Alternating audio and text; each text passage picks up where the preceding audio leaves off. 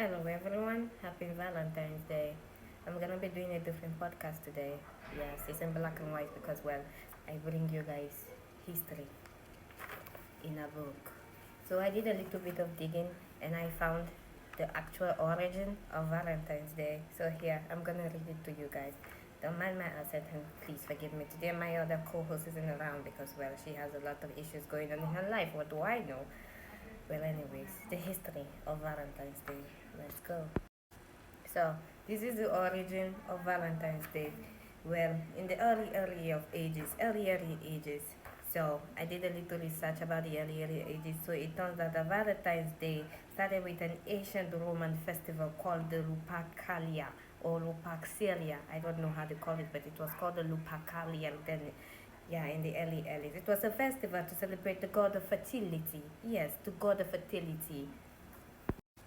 So it turns out that this rituals was filled with disgusting, weird, and creepy stuff back then in the early.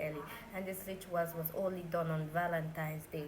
Well, in that ritual, the first ritual was performed. It was the ritual of fertility, where they would whip women. Men will whip women with the skin of dead animals, and women will be crying, and then they will write women's name in a jar and like in a paper and put it in a jar for men to just pick up. And the men will pick up those names, and before you know it, well, they will pick up the woman's name in a jar. Sorry, Nepa just took the lights. Anyways, they will pick up the woman's name, pick up a jar. You go to the jar as a man, you will pick up any woman's name, and whatever woman's name you pick will be the woman that you will be with for the whole of that day. Women were forced to do this. They didn't do it like they wanted to, like they loved it. No, women were forced to do this in the early ages. Like I said, when men would chase women down the streets and then they like kidnap them, they would force them into doing an orgy. Well, women will cry, men will chase them, flog them with dead animal skins, and women would just have to live with that. And like that wasn't even bad enough. Yes, like I was saying, like that wasn't bad enough. These women would then be forced to marry these men and be enslaved for the rest of their entire life. Rubbish, rubbish. But then this all ended in like the 500 ADs when the Catholic came, Christianity came, and the Catholics were like, no, enough, no more of this rubbish. And so the Catholic people decided they were going to rebrand Valentine's Day, just like they did with Christmas and New Year's and whatever other holidays is that there is. So the Catholic decided that they wanted to rebrand this holiday and make it more better for everyone. So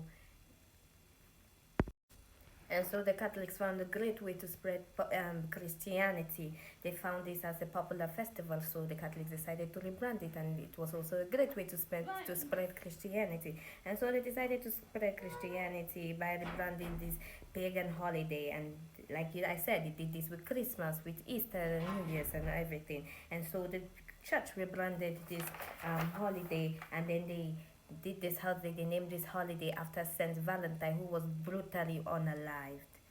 Oh, Saint Valentine. Anyway, so that was it, and that was how the origin of Valentine's Day began, and how the Catholics decided to turn Valentine's Day to Saint Valentine's Day, who was also brutally murdered. So the red, I guess we all know what the red represent now. Nothing but bloodshed. But what can I say? To every red rose that has been given today, a flower will bloom. Anyways, I hope you all enjoy your Valentine's Day.